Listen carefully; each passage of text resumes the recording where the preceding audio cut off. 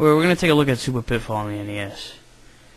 You may already know about the original Pitfall on Atari 2600. That game was awesome, and so was the sequel, Pitfall 2: The Lost Caverns. The concept of these Atari installments was that you control this guy named Pitfall Harry, and you go around the jungle and caverns jumping over shit and collecting treasures. There were a ton of screens to explore and obstacles to avoid. It made a huge impact on the video game market at the time, and is widely regarded as one of the best games on the system.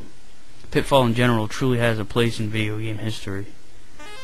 5 years after the original, Activision decided to continue the legacy by releasing Super Pitfall on the Nintendo Entertainment System.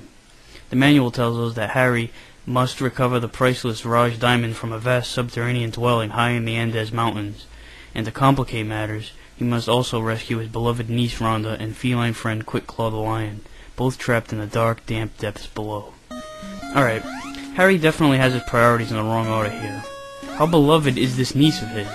His first order of business is to get this diamond, but rescuing his niece is just complicating matters? And who the hell is this lion friend they just saved? That sounds like the part that's complicating matters. Well, it turns out that the niece Rhonda, for some reason or another, has been turned to stone. To cure her, you have to find a flask of medicine, and to save Quick Claw, you need to unlock his cage with a key. Aside from grabbing the diamond, that's all you have to do in this game to beat it. Sounds simple, right? Well, just wait.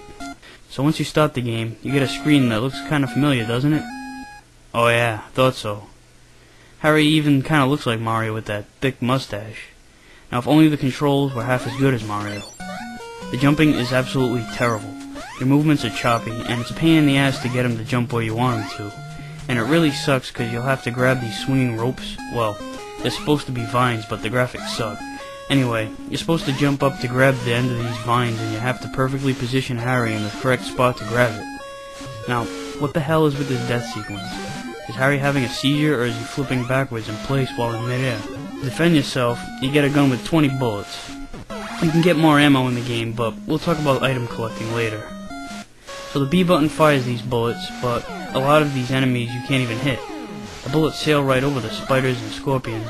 Sure, you can hit them if you jump from a lower level and aim perfectly, but the aiming is automatically difficult due to the shitty jumping.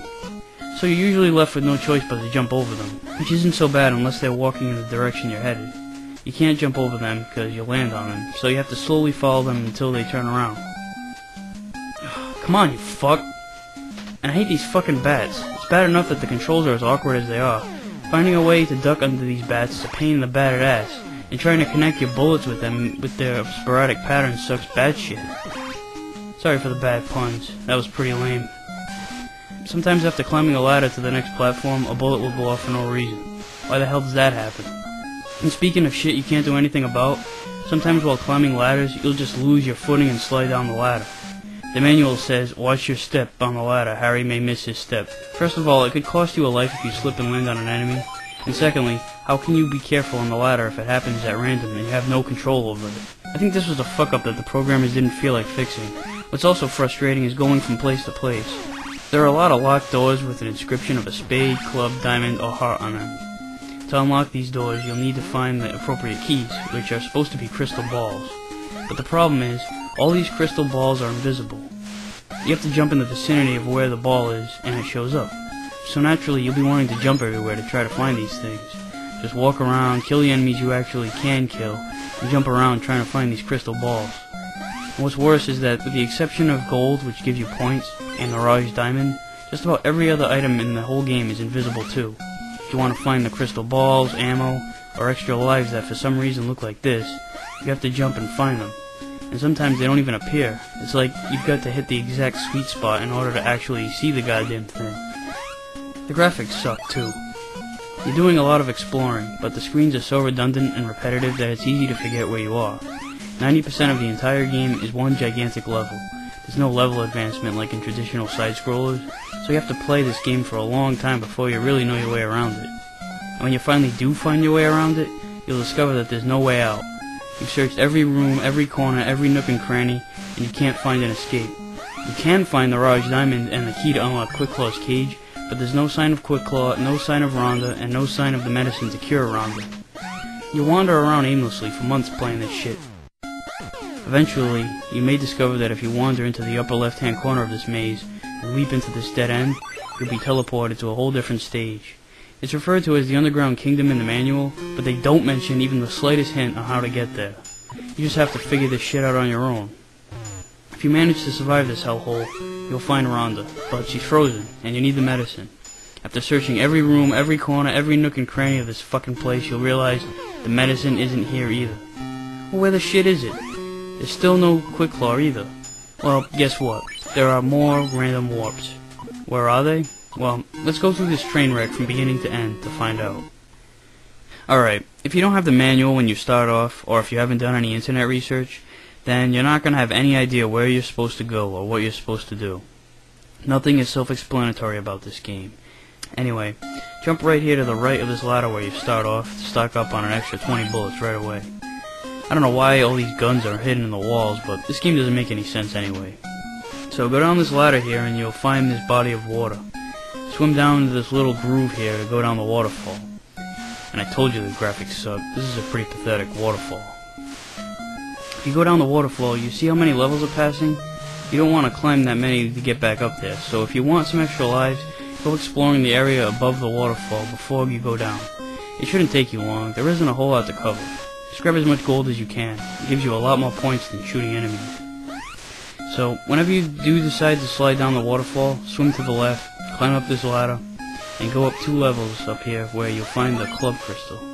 Try to remember that this balloon that's floating around here for reference sake. We'll get back to it later. Keep in mind that just because you grab a club or a diamond or whatever, doesn't mean that you won't find another one. There are a lot more crystals than there are doors. I'm not going to show you every single one of them, but I'll show you all the ones you're going to need.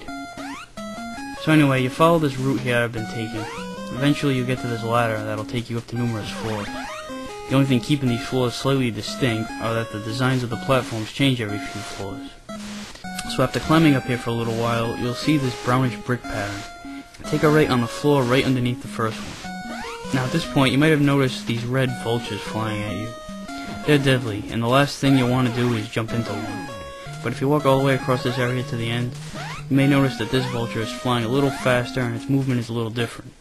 Now, wouldn't your first reaction be, this one just simply flies a little different? There couldn't possibly be anything drastically different about this one. Well, it turns out there is.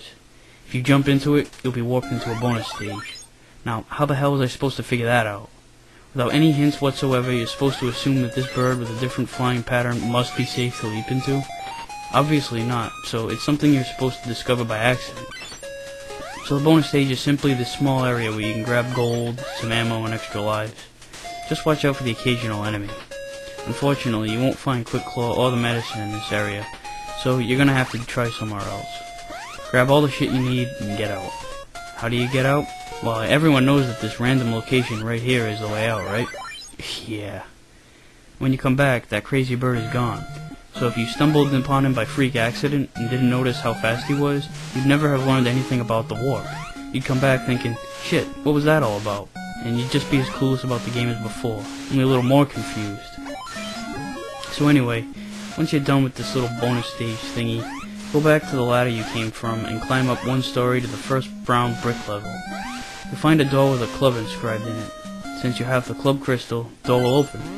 Now, there's nothing inside, so at first you're like, what the hell is this shit? If you jump around, you'll find a diamond crystal. Then make your way back to the ladder, climb up 2 floors, pass by this waterfall, and you'll find this ladder just at the end. It'll take you up to this room where if you jump around, you'll find the heart crystal. Go back to the long ladder again and climb up to the very top where this snake is occupying. When he pops up like that, that's when you want to fire at him. Jump around and you'll find the spade crystal and a gun. Now you want to head back down.